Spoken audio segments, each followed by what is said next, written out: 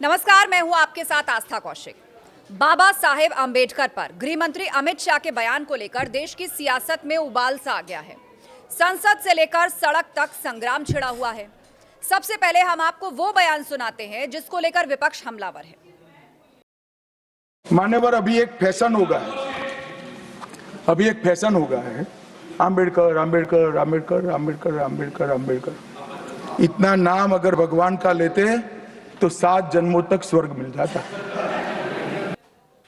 ये वो बयान है जो कांग्रेस की ओर से उछाला जा रहा है, लेकिन हम आपको वो पूरा बयान दिखाते हैं जो गृह मंत्री अमित शाह ने दिया था। अच्छी बात है ना, सुनिए तो, सुनिए ना, आप सुनिए ना, मैं बताता हूं।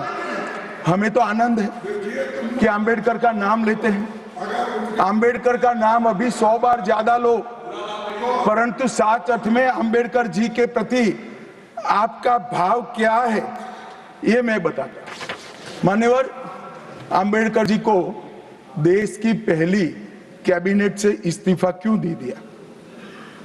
अंबेडकर जी ने कई बार कहा कि अनुसूचित जातियों और जनजातियों से हुए व्यवहार से मैं असंतुष्ट हूं। सरकार की विदेश नीति से मैं असहमत हूं और आर्टिकल 370 से मैं असहमत हूं। इसलिए वो छोड़ना चाहते थे। उनको आश्वासन दिया गया, आश्वासन पूरा नहीं हुआ।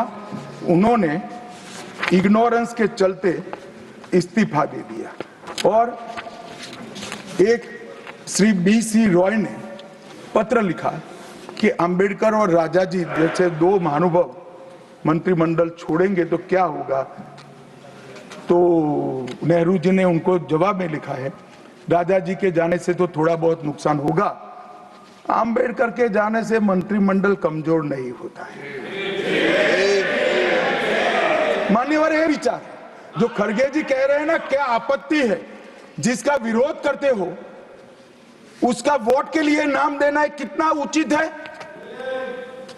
क्योंकि अब अंबेडकर जी को मानने वाले पर्याप्त संख्या में आ गए हैं, इसलिए आप अंबेडकर अंबेडकर कर रहे हो।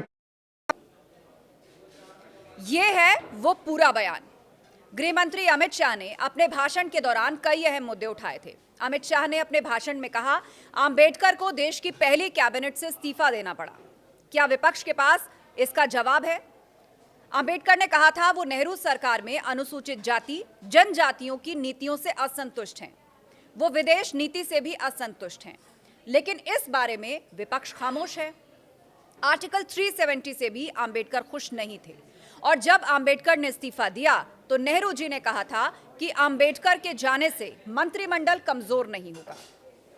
और अमित शाह ने यही नहीं, उन्होंने एक बड़ा सवाल भी पूछा कि जब अंबेडकर जी का विरोध कांग्रेस करती है तो वोट बैंक के लिए अंबेडकर के नाम का इस्तेमाल करना कितना सही है? जो विपक्ष आज गृह मंत्री के बयान पर हंगामा कर रहा है, क्या उसके पास इन सवालों का जवाब है? वहीं पीएम मोदी ने भी इस मुद्दे पर विपक्ष और कांग्रेस पर जोरदार हमला किया। पीएम मोदी ने सोशल मीडिया एक्स पर पोस्ट करते हुए लिखा कि कांग्रेस अंबेडकर की विरासत को मिटाने की चाल चल रही है और कांग्रेस शासन में SC ST पर अत्याचार हुआ। वहीं कांग्रेस ने SC STs के लिए ठोस काम भी नहीं किया, लेकिन विपक्ष इस मुद्दे पर संसद से सड़क तक संग्राम छेड़े हुए है। ये कॉन्स्टिट्यूशन के खिलाफ है।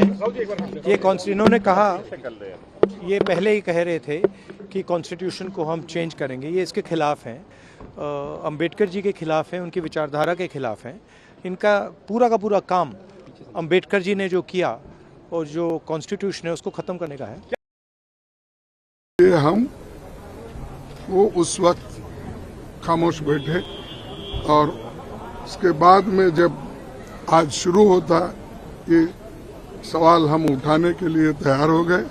आज आपको मालूम है, सुबह भी हम पार्टी के सभी पार्टी के लोग एक होकर जो बाबा साहब का अपमान शाह ने किया है वो गलत है, इसीलिए आई डिमांड हिज रेसिग्नेशन। अब ऐसे में सवाल यह है कि क्या जो सवाल गृह मंत्री ने उठाए उनके जवाब ज्यादा जरूरी हैं या फिर इन कांग्रेस और विपक्ष की आपत्ति इन्हें लेकर सही है?